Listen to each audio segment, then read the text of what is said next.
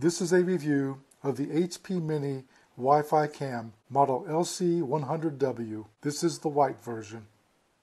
Inside the box, you'll find a tripod mount that slips onto the bottom of the camera. You'll find a clip mount for your belt or your pocket or even a shirt pocket. You'll find a bicycle mount that will fit the handlebars of a bicycle or a motorcycle, for example. And here, this is a neck lanyard where you can sling this around your neck without the case on it. It also comes with an 8 gig high-speed card.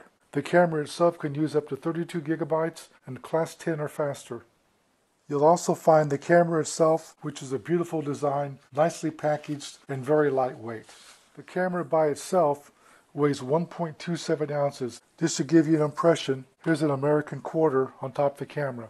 The camera itself is already resistant to rain and splashing, but if you really want to be careful, you stick it in this thing. And this is a very rugged, snappable case, locks the camera inside. It's waterproof and submersible to a depth of 10 feet. And you can access all the controls through the sides. I'll show that in a second. In addition, it also makes the camera much more protected from bumps and jars because it is a very rugged case. You'll find a user instruction manual, a manual CD, and also a mini Wi-Cam disc with software on it. Inside of this is a 700 milliamp hour battery that is rechargeable. The display here allows you to see what mode the camera is set in, and if you put it in Wi-Fi mode, where this actually becomes its own Wi-Fi, it gives you a code that you have to enter into the amp. Here you can see the camera lens, and as I rotate it here, you see the side, you'll see the ability to select the mode, start recording, or turn on the Wi-Fi. Here you'll see a power button. You flip up this flap, which is watertight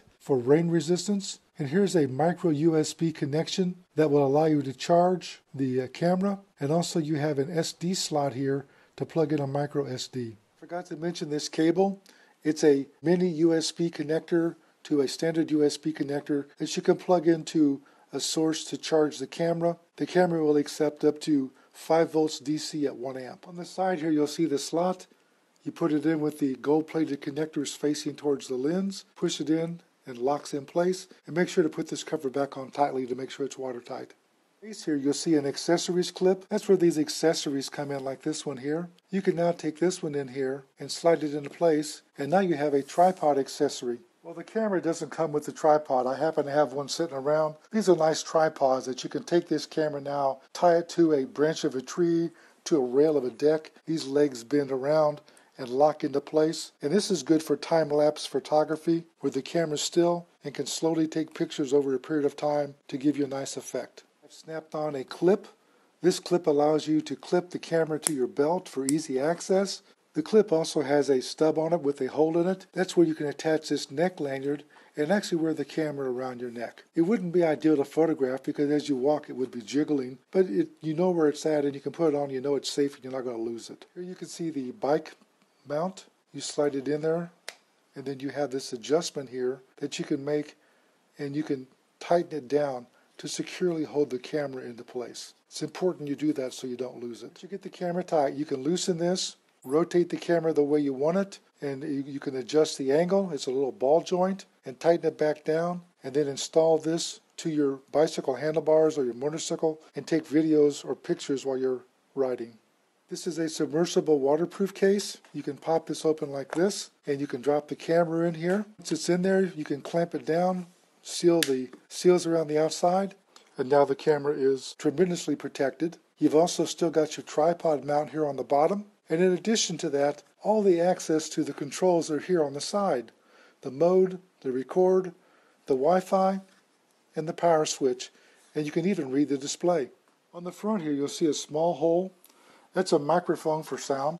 Here you can see the camera mounted to a tripod inside the waterproof case. If you want to connect the Wi-Fi, you press the power button on the camera, hold it for a few seconds, it comes on, and then you come over and press the Wi-Fi button, and it will pop up with a code. In this case, it's 1854. Now I go over to the settings button on the tablet. Now it's connected. It says HP. I'm going to touch this button. I've got 1854. I'm going to type in 1854, 1854, join. And now it's connected to the camera. And now I can come over here and use the app. And the app is called Pixel Cam. And in this case, I downloaded it from the Apple Store.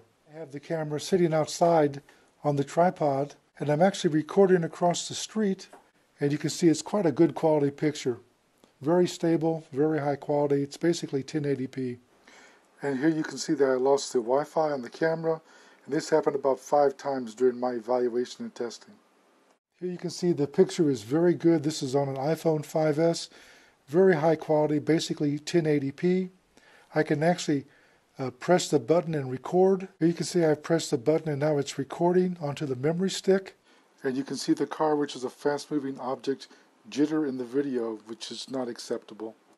It's set up to record in 3-minute segments, and I can also tell it to record with voice, which is already on. So I'm going to go outside behind the camera and talk and see how it sounds. Here you can see I'm outside doing a slow scan of the yard, just to give you an impression of what it looks like. Displays in the time-lapse mode. If I hit the mode button, it's now in the camera mode to capture a photograph. If I hit the button again, this is the video recording mode. So this little display here kind of gives you an idea what mode it's in and what's going on. If something goes wrong, it'll tell you if the memory card has an error or it's full. It also tells you when you're connected to the app. It shows the shell of a battery with no bars in it. It's telling you that the battery is about to run out of power.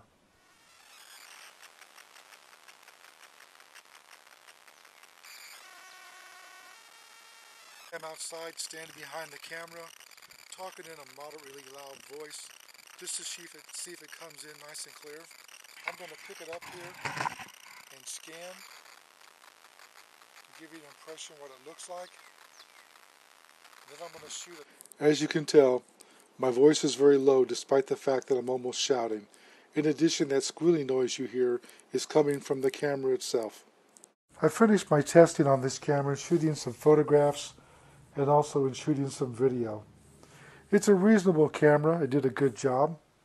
Its resolution on photographs is 8 megapixels, and it has a good resolution on Full HD at 1920 by 1080. Its field of vision is only 66 degrees, so as an action camera, it's kind of like looking always forward and not too much to the sides. I also like the fact that it comes with a lot of good accessories.